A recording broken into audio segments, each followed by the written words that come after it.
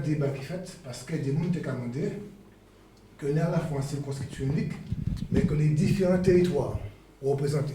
C'est-à-dire qu'en législature, on est des représentants de tous les secteurs géographiques de Martinique. Le PPM, l'IVINI, a dans le débat que nous avons mené à l'époque là, ils ont proposé de couper Martinique pratiquement en 17. En 17, après le débat, ils ont venu à couper Martinique en 9. Et nous-mêmes là, c'est-à-dire le Grand Assemblée, nous pouvons créer ça comme ça, mais c'était nous proposer un bagage qui était plus intelligent. Nous dit, au lieu de couper Martinique en plusieurs morceaux encore, puis d'autres découpages, en nous partir des circonscriptions législatives. Et c'est une proposition que nous avons fait, RDM, MIM, Palima, que nous adoptons et que nous proposons dans le débat, nous tenir, parce que était dans la commission ad hoc, et était des représentants, conseil général, conseil régional, et nous proposer la solution du parti des circonscriptions législatives qui n'y jouent des jours, nord, sud, centre-atlantique, et puis Fort-de-France.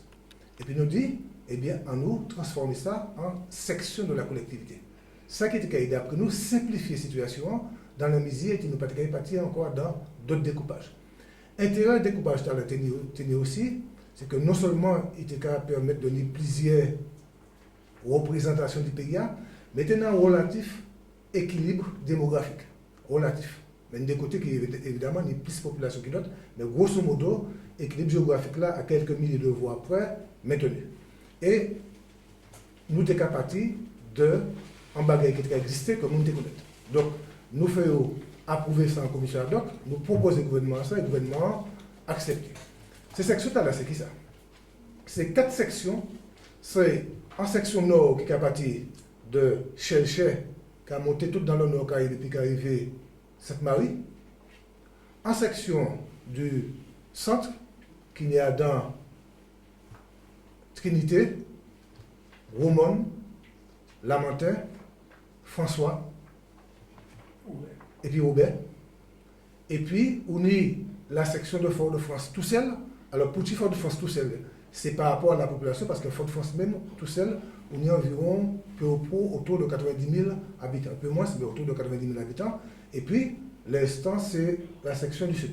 Mais ça, pour ça, comme on a appelé, c'est là qu'il y a élu, jour des jours, les différents députés. C'est-à-dire que Nilo, député du sud, Alfred Maréjean, député du centre, et puis ni des députés du Nord à 0, et puis Fort-de-France, un député PPM. Donc voilà de qui ça nous partit. Alors, en même temps, il faut que nous insistons les deux bagages.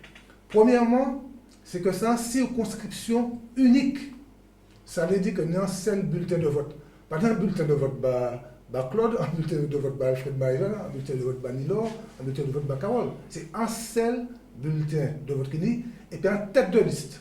Et tête de liste là, c'est Alfred Maréjean. Et puis, à commencement, chacune des sections, puisque liste là qui est présentée, disons, tête de liste là, et puis les représentants de chaque section, eh bien, nous avons en numéro 1 apparaître pour le centre Alfred Maréjean, dans le nord Claude Lise, Fort-de-France Francis Carole, et dans le sud, et Jean-Philippe Nilor. Donc voilà un peu, et ça ne m'a pas dit, comment on peut compléter, mais voilà à la fois historique, Bagaïta là, et puis comment est-ce qui est présenté, mais dit clairement que les électeurs qui sont en la maillot, un bulletin du Grand Assemblée et non pas 4 bulletins.